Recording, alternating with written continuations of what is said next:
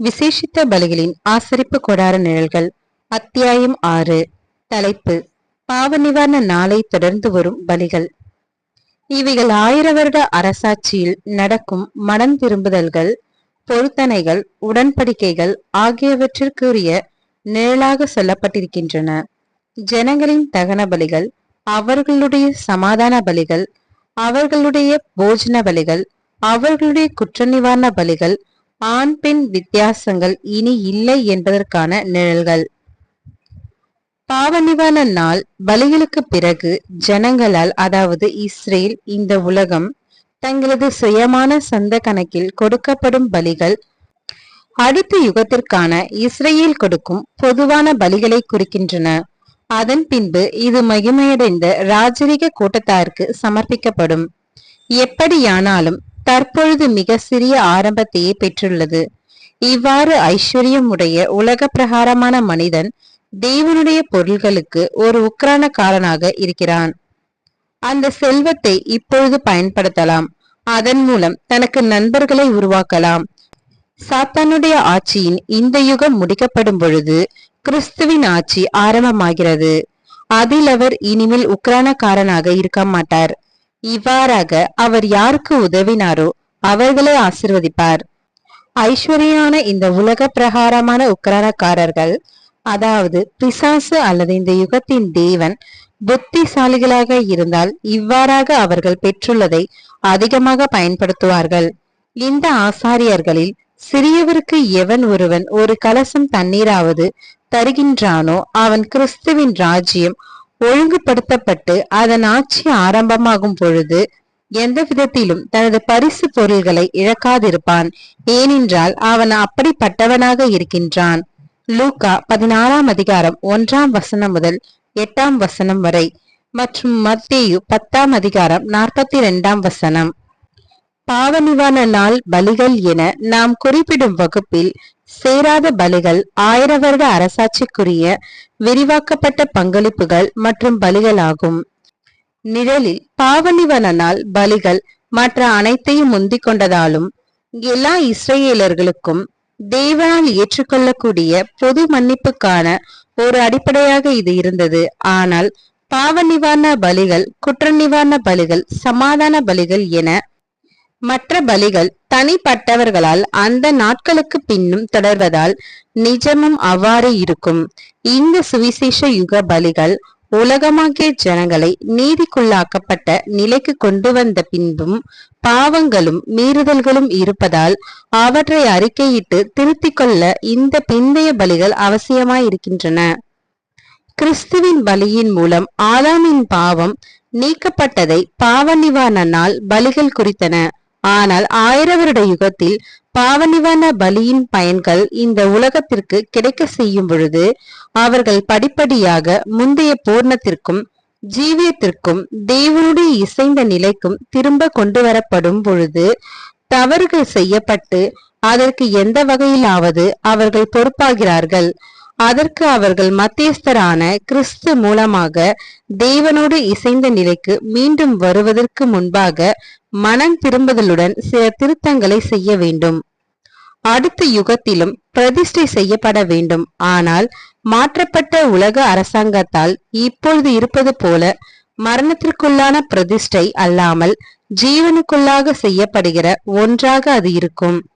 ஏனெனில் தீமையினுடைய ஆட்சி முடிவடையும் பொழுது வலி, வேதனை, துக்கம் மற்றும் மரணம் போன்றவைகளும் ஒரு முடிவிற்கு வரும். ஒருவன் பிரதிஷ்டை செய்ய வேண்டுமாயின் அவன் தானே சுயமாய் தன் சக்திக்கு ஏற்றவாறு செய்ய வேண்டும். இந்த காரியத்தை அடுத்ததாக செய்யப்பட்ட பலிகள் நிழலாக காண்பிக்கின்றன. அடுத்த யுகத்தின் பாவ மன்னிப்பிற்கு பாவ நிவாரண நாளின் பலிகள் அடிப்படையாக இருப்பதால் நிழலான காரியத்திற்கு ஒரு பாவி கொண்டு வரும் பலி பாவ நிவாரண நாளின் பலிகளுக்கு பொருத்தமாக இருக்க வேண்டியது அவசியமாகிறது. மன்னிப்பிற்கான அடித்தளம் புதிதாக இருப்பதால் இவை பாவ நிவாரண நாள் பலிகளை குறிக்கும் ஒரு அங்கீகரிப்பாகும். எனவே பாவ நிவாரண நாட்களுக்கு பிறகான ஜனங்களின் எல்லா பலிகளும் பின்னோக்கி சுட்டிக்காட்டப்படுகின்றன அல்லது அந்த நாளின் பலிகளை அங்கீகரிக்கின்றவைகளாக இருப்பதை நாம் காண்கின்றோம். இந்த பலிகள் கால்நடையாகவோ ஆடாகவோ அல்லது பறவையாகவோ அல்லது காட்டுப்புறாக்கள் அல்லது புறா குஞ்சுகள் அல்லது மெல்லிய மாவாகவோ பலி செலுத்துபவர்களின் தகுதிக்கு ஏற்ற பலி பொருளாக இருக்கலாம். 1000 வருட யுகத்தின் பொழுது எல்லா மனிதரும் சத்திய அறிவுக்குள்ளாக வந்து இவ்விதமாக ஆதாமிய மரணத்தின் சாபத்தில் இருந்து, அதாவது கண்டிப்பு அல்லது தண்டனை சாபத்தில் இருந்து விடுதலை அடைவதற்கான முழு வாய்ப்பை பெறுவார்கள். 1 தீமோத்தேயு 2 அதிகாரம் 4 மரணம் என்பது தற்பொழுது மானுடன் சந்திக்கின்ற நோய், வேதனை, பூரணமின்மை என்பவையாக நாம் நினைவு கூறும் பொழுது மானுடத்தின் பூரணத்தை ஒரு முழு ரட்சிப்பிற்கு கொண்டு வருவதை தேவனுடைய திட்டம் உள்ளடக்கியுள்ளதை நாம் பார்க்கின்றோம். அருகாமையில் வைக்கப்பட்ட வாய்ப்புகளை வேண்டுமென்றே மறுப்பவர்கள் அல்லது ஒதுக்கி தள்ளுபவர்கள் மட்டுமே 2ஆம் மரணத்தில் மரிப்பார்கள். ஆனால் பூரணம் படிப்படியாக வரும். அதனை அடைவதற்கு பாவிகளின் மன உறுதி தேவைப்படும். மறுபடியும் பூரணத்திற்கு செல்ல அவனால் முடிந்ததை செய்ய வேண்டும். அவனுக்கு தேவைப்படும் அனைத்து உதவிகளும் கிடைக்கும். இதை இந்த பலிகள் பொதுப்படையாக காண்பிக்கின்றன. ஒவ்வொரு மனிதனுடைய திறமைக்கு ஏற்றபடி அவை இருந்தன. எவ்வாறாயினும் பாவம் மற்றும் அபூர்ணத்தால் தரம் தாழ்த்தப்பட்ட ஒவ்வொருவரும் சத்தியத்தை அறிகின்ற அறிவை அடையும் பொழுது தேவனுக்கு அவர்களே தங்களை ஒப்புக்கொடுக்க வேண்டும். இது அவனிருக்கும் நிலைமையை சுட்டிக்காட்டும் அர்ப்பணிப்பாகும்.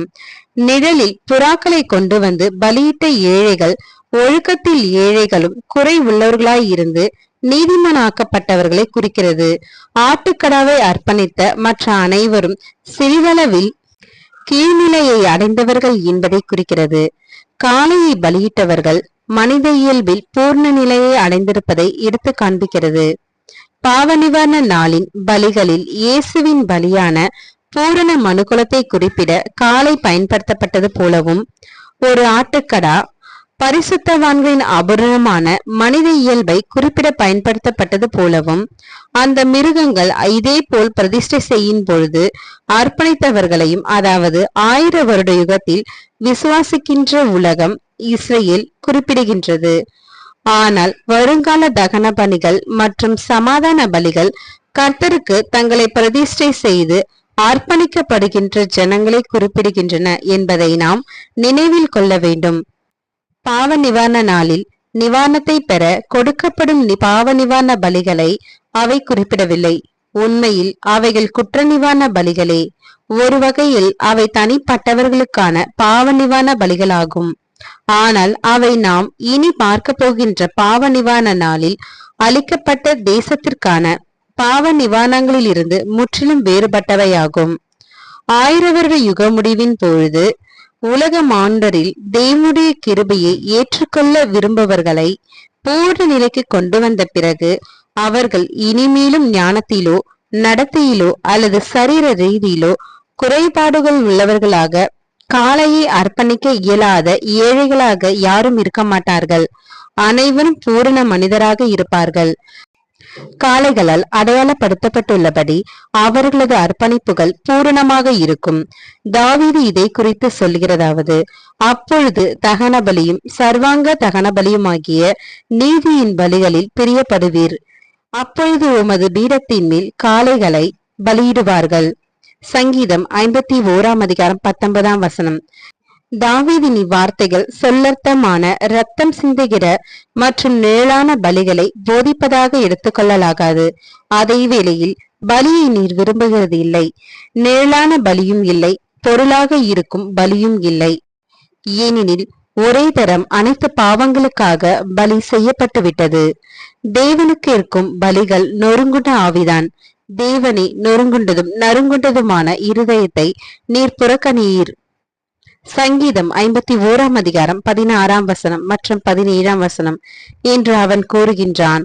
அனைத்து பலிகளும் செய்யப்படுகின்றவனுடைய முழு சித்தத்தின்படியும் விருப்பத்தின்படியும் தான் இருக்க வேண்டும். லேவியராகும் 1 அதிகாரம் 3 மிருகத்தின் மரணம் அர்ப்பணிக்கும் பணியின் நிறைவை காண்பிக்கின்றது. அதாவது மனுக்குலத்தின் ஒவ்வொரு அங்கத்தினரும் தன்னுடைய சித்தத்தை அர்ப்பணிக்க வேண்டும். ஆனால் இது மானுட சாயலை அழிப்பதாலோ, அதாவது பாளையத்திற்கு புறம்பே மாமிசத்தை சுட்டெரித்தல் அல்லது மகா பரிசுத்த ஸ்தலத்திற்குள் புதிய சாயலுக்குள் ஜீவனை எடுத்து செல்வதாலோ இது பின்பற்றப்படாது. பாவ நிவாரண பலிகளில் காண்பிக்கப்பட்டபடி ஆசாரியர்கள் மாத்திரமே அங்கே பிரவேசிக்கிறார்கள்.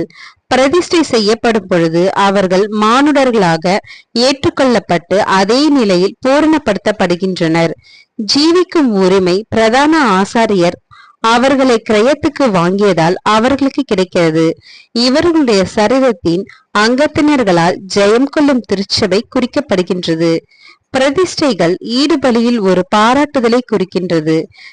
தேவனுடைய பிரமாணத்திற்கு அர்ப்பணிப்பவர்கள் அவருடன் இசைவுடன் கிருபையுடன் நித்திய ஜீவனுடன் தொடர்ந்து வாழலாம் என்ற நிபந்தனைகளுடன் ஏற்றுக்கொள்ளப்படுகின்றனர். ஜனங்களின் தகன பலிகள். ஆசாரியர்களின் தகன பலிகள் பலிபிடத்தின் மேல் தொடர்ந்து வைக்கப்பட்டு அக்கினி அணைந்து போகாமல் இருக்க செய்யப்பட்டது. சர்வாங்க தகன பலிக்குரிய பிரமாணம் என்னவென்றால், சர்வாங்க தகன பலியானது முழுவதும் விடியற் காலம் மட்டும் பலிபிடத்தின் மேல் எரிய வேண்டும். பலிபிடத்தின் மேலுள்ள அக்கினி எரிந்து கொண்டே இருக்க வேண்டும்.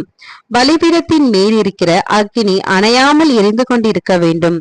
ஆசாரியன் காலைதோறும் அதன் மேல் எரியும்படி கட்டைகளை போட்டு அதன் மேல் சர்வாங்க தகன பலியை வைத்து தகனிக்க கடவன். பலிபீடத்தின் மேல் அக்கினி எப்பொழுதும் எரிந்து கொண்டே இருக்க வேண்டும். அது ஒரு பொழுதும் அவிழ்ந்து போகலாகாது. லேவியராகமம் 6ஆம் அதிகாரம் 9ஆம் வசனம், 12ஆம் வசனம் மற்றும் 13ஆம் வசனம்.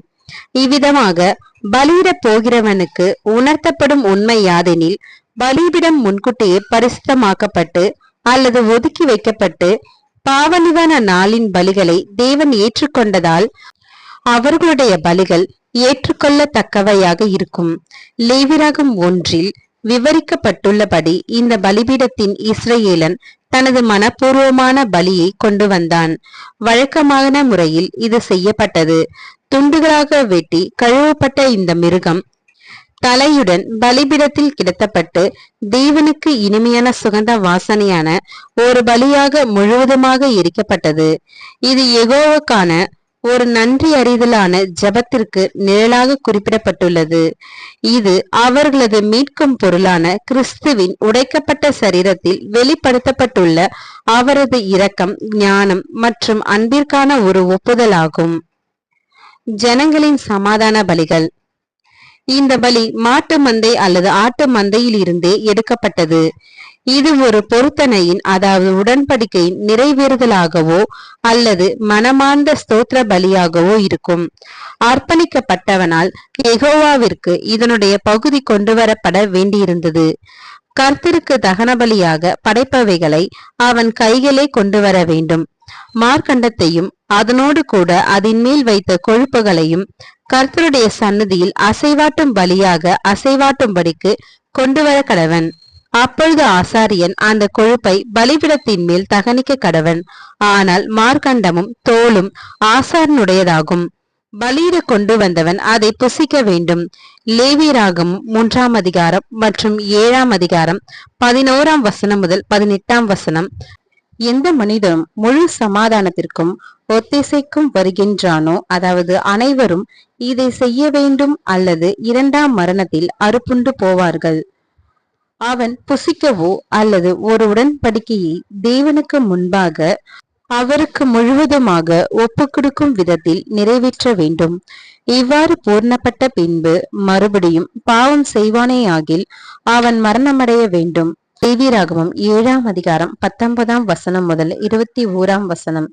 வெளிப்படுத்துதல் 20ஆம் அதிகாரம் 9ஆம் வசனம், 13ஆம் வசனம் மற்றும் 15ஆம் வசனம் உடன் ஒப்பிட்டு பார்க்கவும். இந்த பலியோடு கூட எண்ணெயிலே பிசைந்த புளிப்பில்லா அதிரசங்களையும் எண்ணெய் பூசப்பட்ட அடைகளையும் படைக்க வேண்டும். இது படைப்பவன் கிறிஸ்துவின் குணத்தின் மேல்கொண்ட விசுவாசத்தை காண்பிக்கிறது. கிறிஸ்துவின் குணத்தை இவனும் பெற்றுக்கொள்ளுவான். புளிப்புள்ள அப்பம் அர்ப்பணம் செய்யும் சமயத்தில் அபூர்ணமாக இருப்பதாக ஒத்துக்கொள்வதை குறிக்கின்றது. புளிப்பு என்பது பாவத்திற்கு ஒரு நிழலாக இருக்கிறது. லேவியராகமம் 7ஆம் அதிகாரம் 11ஆம் வசனம் முதல் 13ஆம் வசனம் வரை. ஜனங்களின் போஜன பலிகள். ஜனங்களின் போஜன பலிகள். எண்ணெயிலே பிசைந்த மெல்லிய மாவினால் செய்யப்பட்ட புளிப்பில்லா அதிரசங்கள் ஆகிய இவை கர்த்தருக்கு ஆசாரியன் மூலமாக படைக்கப்பட்டன. இவைகள் அநேகமாக உலகம் அவரது சபையின் மூலமாக கர்த்தருக்கு ஏறெடுக்கும் ஸ்தோத்திரங்களையும் ஆராதனையும் குறிப்பிட்டன. சபையிலே கிறிஸ்து இயேசுவின் மூலமாய் தலைமுறை தலைமுறைக்கும் சதா காலங்களிலும் மகிமை உண்டாவதாக. எபேசியர் 3:21. இவை ஆசாரியரால் ஏற்றுக்கொள்ளப்பட்டன. பலிபீடத்தில் ஒரு மாதிரியாக செலுத்தப்படுவது யெகோவா தேவனால் அங்கீகரிக்கப்பட்டதும் ஏற்றுக்கொள்ளப்பட்டதுமாக இருந்தது என்பதை காண்பித்தது. ஜனங்களின் குற்ற நிவாரண பலிகள். ஒருவன் கர்த்தருக்குரிய பரிசுத்தமானவைகளில் குற்றம் செய்து அறியாமையினால் பாவத்துக்கு உட்பட்டால், ஒருவன் செய்யத்தக்கதொன்று கர்த்தருடைய கட்டளைகளினால் விலக்கப்பட்ட யாதொன்றையும் செய்து பாவத்துக்குட்பட்டால், அதை அவன் அறியாமையினால் செய்தாலும் அவன் குற்றமுள்ளவனாய் இருந்து தன் அக்கிரமத்தை சுமப்பான். பழுதற்ற ஒரு ஆட்டுக்கடாவை ஆசாரியத்தில் கொண்டு வருவானாக. குற்றத்தின் நிமித்தம் ஆசாரியன் விதிக்கும் பணமும் அதோடு 1/5 அவனுடைய பலியாகும். ஆசாரியன் அவனுக்காக பாவ நிவர்த்தி செய்வானாக. ஒருவன் தன் அயலாளின் வஸ்துவை பழுதாக்கினாலோ அல்லது ஏமாற்றினாலோ அவன் அந்த முதலை கொடுக்கிறதும் அல்லாமல் அதனோடு 1/5 கூட்டி அதற்குரியவனுக்கு கொடுக்க வேண்டும். ஒரு ஆட்டுக்கடாவை குற்ற நிவாரண பலியாக கர்த்தரிடத்தில் கொண்டு வருவானாக. லேவியராகும் 5:15 முதல் 19 வரை. இது ஒவ்வொரு தவறான செயலுக்கும் பரிகாரம் தேடப்பட வேண்டும் என்றும், வட்டியோடும் மனம் திரும்புதலோடும் அவன் தேவனிடத்தில் சென்று மன்னிப்பை சபையின் மூலம் பெற்றுக்கொள்ள வேண்டும் என்பதையும் போதிக்கின்றது. குற்றமுள்ளவன் தன் சொந்த அபூர்ணத்தை உணர்ந்து மீட்கும் பொருளாக கொடுக்கப்பட்ட ஆட்டுக்கடாவின் மதிப்பையும் அறிந்து கொள்ள வேண்டும் என்பதையும் போதிக்கிறது. ஆனால் இந்த குற்ற நிவாரண பலிக்கும் பாவ நிவாரண நாளின் பாவ நிவாரண பலிக்கும் உள்ள வித்தியாசத்தை அறிந்து கொள்ள வேண்டும். பிந்தினது தேவனுக்கு, அதாவது நீதி, மகா பரிசுத்த ஸ்தலத்தில் விசேஷ பலிகளாக படைக்கப்பட்டது. முந்தினது ஆசாரியர்களிடத்தில் படைக்கப்பட்டது. இவ்வாசாரியர்கள் பாவ நிவாரண நாளின் போது ஜனங்களை மீட்டுக் கொள்வார்கள். ஜனங்களின் அங்கீகாரம் அவர்களின் மீட்பருக்கு அளிக்கப்படும்.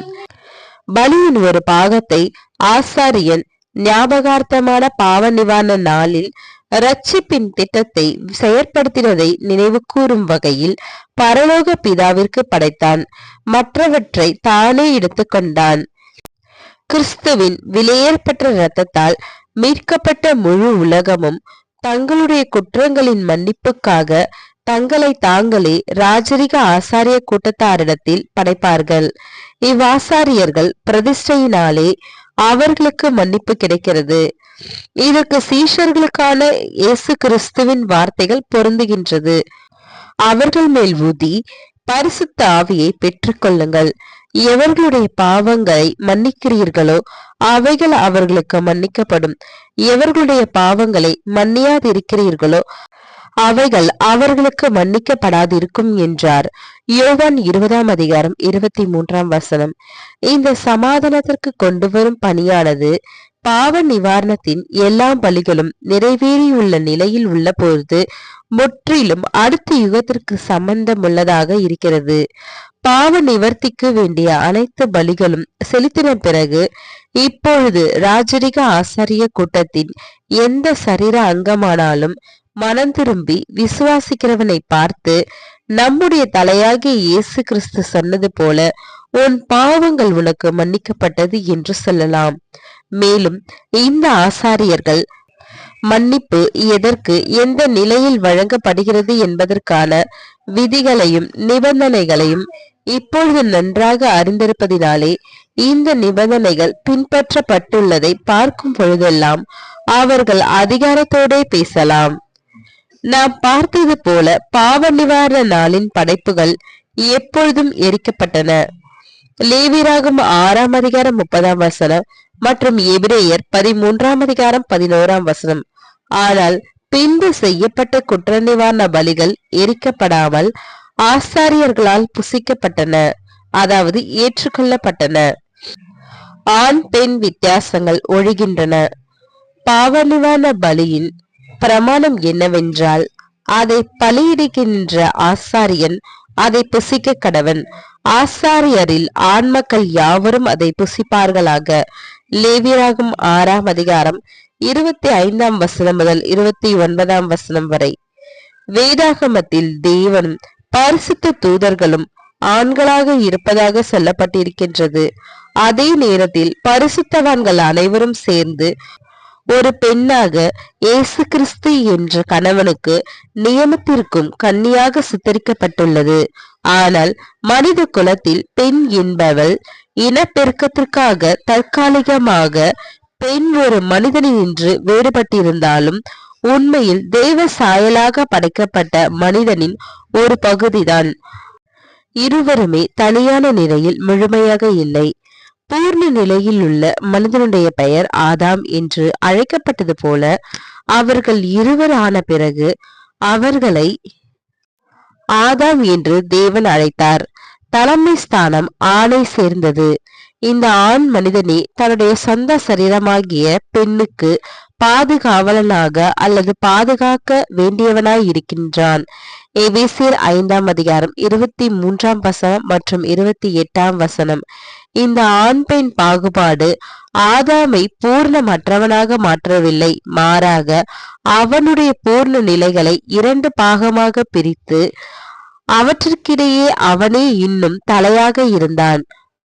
வேதம் சொல்கிறது, உரைத்தவைகள் எல்லாம் நிறைவேறி தீரும் காலங்கள் முடியும் பொழுது அனைத்தும் முந்தின சீருக்கு கொண்டு வரப்படும். பூர்ண நிலைக்கு, அதாவது ஏவாள் ஆதாமிடமிருந்து பிரித்தெடுக்கப்படும் முன் இருந்த நிலைக்கு கொண்டு வரப்படும். ஆண்களும் பெண்களும் தங்கள் தன்மைகளை இழந்து விடுவார்களா இல்லையா என்பது நமக்கு தெரியாது. ஆனாலும் ஒவ்வொருவரும் தாங்கள் இப்பொழுது இருந்திருக்கும் குணங்களை பெற்றுக்கொள்வார்கள்.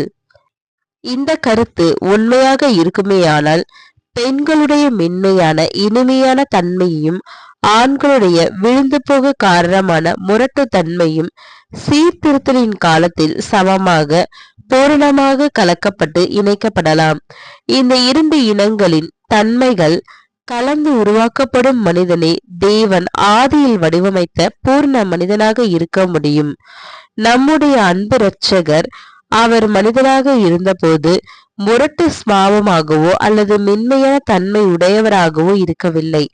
அவருக்குள்ளாக அறிவாற்றலும் பலமும் பரிசுத்தமும் இரக்க சுபாவமும் பெண்களுக்கே உரிய உண்மையான பாசம் கலந்தவராக இருந்தார். இவரல்லவா நம்முடைய சந்ததிக்காக மரித்து ஆண் பெண் ஆகிய இருவரையும் இரட்சித்த பூரண மனிதன். அவர் மனிதராக இருந்தபோது அவருக்கு துணைவியாக யாரும் இருக்கவில்லை என்பதை நாம் மறந்துடக்கூடாது. இயேசு கிறிஸ்து ஆதாமிற்கு இடுபலியாக தம்மை ஒப்பு கொடுத்த போது அவர் தமக்குள்ளே பூரணராக இருந்திருக்க வேண்டியது அவசியமா? இவ்வாறாக ஏவாளோ அவளின் தலையான ஆதாமோ இந்த மகத்தான ஈடுபலியில் குறிக்கப்படவில்லை. தாய் ஏவாள் மீட்கப்படவில்லை என்றால் அது மற்ற வேத வசனங்களோடு ஒத்து போகாது. சுவிசேஷ திருச்சபை வேதாகமத்தில் மனவாட்டியாக சொல்லப்பட்டுள்ளது. மனிதனாகிய இயேசு கிறிஸ்துவின் மனவாட்டியாக சொல்லப்படவில்லை. ஆனால் உயிர்த்தெழுந்து மேலாக உயர்த்தப்பட்டவருக்கே மனவாட்டியாக சொல்லப்பட்டிருக்கிறாள். ஆவியின் நிலைக்கு தேவனுடைய ஆவியால் ஜெனிப்பிக்கப்பட்டு புதிய சிருஷ்டிகளாகிய நாம் ஆவியின் நிலையில் இருக்கும் இயேசுவுக்கே நியமிக்கப்பட்டிருக்கின்றோம். நாம் அவருடைய நாமத்திலும் மகிமையிலும் சிங்காசனத்திலும் பங்கு பெற போகிறோம். சபையானது பலியான மனிதனாகிய இயேசு கிறிஸ்துவின் மனவாட்டி அல்ல, ஆனால் அவரது 2ஆம் வருகையில் அவருடையவள் என சொந்தம் கொண்டாட போகிற மகிமையடைந்த கர்த்தராகிய இயேசுவின் மனவாட்டியாகும். ரோமர் 7ஆம் அதிகாரம் 4ஆம் வசனம். ஆணுக்கும் பெண்ணுக்கும் அடுத்த யுகத்தில் எப்படியோ அப்படியே கிறிஸ்துவுக்கும் திருச்சபைக்கும். திருச்சபை மகிமை அடைந்தவுடனே பெண்மை தன்மை அனைத்தும் நீக்கப்படும். நாம் அவரை போலவே இருப்போம். 1 யோவான் 3ஆம் அதிகாரம் 2ஆம் வசனம். அவருடைய சரீர அங்கங்களாக நமது நீதியாய் இருக்கிற யெகோவா என்பது அவருடைய நாமம். எரேமியா 33:16. திருச்சபையானது மகா பெரிய தீர்க்கதரிசியின் சரீரமாகவும் ஆசாரியனாகவும் ராஜாவாகவும் என்றென்றைக்கும் இருக்கிற பிதா அல்லது ஜீவனை உலகிற்கு கொடுக்கிறவருடைய ஒரு பாகமாக இருக்கும். ஏசாயா 9:6. இதே கருத்தை தான் வேதாகமம் முழுவதிலும் நாம் பார்க்கின்றோம். ஆசாரியர்களில் ஆண்கள் மட்டுமே பலியிடக்கூடிய பணிகளை செய்தனர். எல்லாவற்றுக்கும் மேலாக குற்ற நிவாரண பலிகளை புசிப்பவர்களும் ஆண்கள் மட்டுமே. அவர்கள் மாத்திரமே ஆசரிப்பு கூடாரத்தில் பிரவேசித்து திரைக்கு அப்பால் போனார்கள். அதே போல பரிசுத்த ஆவியின் ஏற்பாட்டில் இந்த சுவிசேஷ யுகத்தில் அவர் சிலரை அப்போஸ்தலராகவும் சிலரை தீர்க்கதரிசிகளாகவும் சிலரை சுவிசேஷராகவும் சிலரை மேய்ப்பராகவும் போதகர்களாகவும் சுவிசேஷ ஊழியத்தின் பணிகளை செய்யும் பரிசுத்தவான்களின் தகுதிக்காகவும் அபிஷேகம் பண்ணப்பட்டவரை கட்டி எழுப்பிவிடவும் ஏற்படுத்தினார். எபேசியர் 4:11 மற்றும் 12. கிரேக்க வேதாகமத்தில் உள்ளது போல ஆங்கில வேதாகமத்திலும் தமிழ் வேதாகமத்திலும் ஆண் என்று வந்திருக்க வேண்டும். நமது இரட்சகர் மற்றும் அப்போஸ்தலர்களின் நியமங்களும் இதை ஒத்திருக்கின்றன. உபதேசம் பண்ணவும் புருஷன் மேல் அதிகாரம் செலுத்தவும் ஸ்திரீயானவளுக்கு நான் உத்தரவு கொடுக்கிறது இல்லை என்று அப்போஸ்தலன் 1 தீமோத்தேயு 2:12 தெளிவாக கூறுகிறார். இந்த காரியமானது கிறிஸ்துவுக்கும் திருச்சபைக்கும் இப்பொழுது நிலவும் உறவை சரியாக விவரிக்கிறது என்பதை நாம் உணர்கின்றோம். இவ்வுலகத்தின் முடிவில் ஜெயம் கொள்கிறவர்கள் மகிமையடைந்த பிறகு கர்த்தரோடு கூட ஒரே சரீரமாக ஆக்கப்பட்டு சகோதரர் என அழைக்கப்படுவர் என்பதற்கு இது விளக்கமாய் இருக்கிறது. இருப்பினும் இது சபையில் இருக்கும் சகோதரிகள் ஆண்களுக்கு ஈடாக தங்கள் சரீரங்களை பரிசுத்தமும் தேவனுக்கு பிரியமான ஜீவபலியாக ஒப்பு கொடுத்து ராஜரிக ஆசாரியத்துவத்தில் அங்கத்தினர்களாக இருந்து முக்கிய ஊழிய பணியை செய்யவில்லை என்று குறிப்பிடவில்லை. கர்த்தருக்கு அவர்களும் சகோதரர்களைப் போலவே சரிசமமாக விருப்பத்தக்கவர்களாக உள்ளனர். ஏனெனில் உண்மையாகவே கிறிஸ்துவுக்குள்ளாக புதிய சிருஷ்டிகளாக நாம் ஆனதும் 2 கொரிந்தியர் 5:17, கலாத்தியர் 3:28. ஆணுக்கும் பெண்ணுக்கும் உள்ள அனைத்து வேறுபாடுகளும் இனம் நிறம் ஆகியவையும் தெய்வீக பார்வையில் நீக்கப்பட்டு விட்டன. ஆனாலும் நிழலான பாடமான காரியங்கள் தொடரப்பட வேண்டும். எனவே இந்த அம்சங்கள் கிறிஸ்துவின் சபையின் ஊழிய காரியங்களில் சிறந்த மற்றும் முக்கியமான பாகங்களில் உறுதியாக கடைபிடிக்கப்படுகின்றன.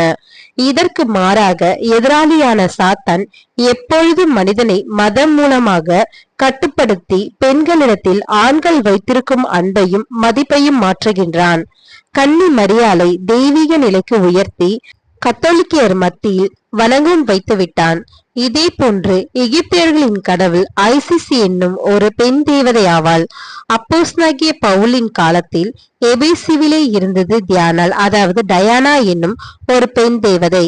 சாத்தான் இன்னும் ஏதேன் தோட்டத்தில் பெண்ணிடத்தில் நடந்து கொண்டது போலவே இப்பொழுதும் பெண்ணிடத்திலும் பெண் மூலமாகவும் நடந்து கொள்ள விரும்பவில்லையா? ஆவியுலகில் அவனது பிரதான ஊடகங்களாகவும் வேதாந்தம் மற்றும் கிறிஸ்துவ விஞ்ஞானத்தில் அவனது பிரதான சீடர்களாகவும் தீர்க்கதரிசிகளாகவும் பெண்கள் இருப்பதில்லையா? சாத்தான் பெண்களை தனது பிரதிநிதிகளாக ஏற்றுக்கொண்டுள்ளதும் கூட அவர்களுக்கு சாதகமாக இல்லை. மாறாக வேதாகம விதிமுறைகளை அறிந்து மிக ஜாக்கிரதையாக அவற்றை பின்பற்றி மதித்து நடக்கிற நாடுகளில் பெண்கள் சமூகத்திலும் அறிவிலும் மிக மேலான நிலையில் உள்ளனர். பெண்மை தன்மைக்காக அவர்கள் மிக அதிகமாக மதிக்கப்படுகின்றனர். எனது பலி உமது பலிபீடத்தின் மேல் வைக்கப்பட்டது. ஓ என் தெய்வீக கர்த்தாவே, இயேசுவின் நிமித்தம் இன்று இந்த வெகுமதியை ஏற்றுக்கொள்ளும். உமது ஸ்தலத்தை அலங்கரிக்க என்னிடம் ஆபரணங்கள் இல்லை. உலகம் போற்றும் எந்த ஒரு பலியும் செய்வதற்கு இல்லை. ஆனால் என் நடுங்கும் கரங்களுக்குள் நான் இங்கே கொண்டு வந்தேன். இது என் சிந்தை மிகவும் அற்பமான தோன்றக்கூடிய ஒரு காரியம். பின்பு நீர் மட்டுமே, ஓ கர்த்தாவே, புரிந்து கொள்பவராக இருக்கிறீர். எப்படி நான் இதை தங்களுக்கு சமர்ப்பிக்கும் போது நான் என்னுடைய எல்லாவற்றையும் சமர்ப்பிக்கிறேன் என்பதை அங்கு மறைவாக உள்ள தேடும் கண்கள் காண்கிறது. மனமகிழ்ச்சியின் பாடுகள், மகிழ்வின் காட்சிகள், எனக்குள்ளும் யாவும் எதுவும் மற்றும் சந்தோஷங்களும், ஆழ்ந்த அன்பும், நம்பிக்கையின் ஆவல் மற்றும் எதிர்பார்ப்புகள் முடிவுற்றவை. அவை கண்ணீரில் நனைந்து பெருமூச்சினால் மங்கின. சௌந்தரியமானது வெறுமையை தோற்றுவிக்கும் வரையில் நான் என் உறுதியில் பற்றுள்ளவன். இப்பொழுது பொய்கள் அழுகின்ற பாத படியிலிருந்து ஜெபமானது ஏறெடுக்கப்படுகிறது. உமது சித்தம் செய்யப்படுவதாக. எடுத்துக்கொள்ளும் பிதாவே, எனது தைரியம் தோல்வியுறும் முன்பே அதை உமது சித்தத்துடன் இணைத்துக் கொள்ளும். திரும்ப நான் அதை எடுத்துக்கொள்ள இயலாதவாறு இருதயமும் தைரியமும் தோல்வியுறும் பொழுது நான் பறந்து போவேன். எனவே என்னை மாற்றும், பரிசுத்தப்படுத்தும். உம்முடையதை போல எனது சித்தத்தை தெய்வீக அன்பின் கிருபை பெற்றதை போல நீர் செய்யும். இது எனது சொந்த சித்தம் என்பதை அறியாமலும் உணராமலும் இருப்பேனாக. ஆனால் எனது சித்தம் உம்முடையதோடு இணைந்திருக்க அங்கீகரியும். ஆமீன்.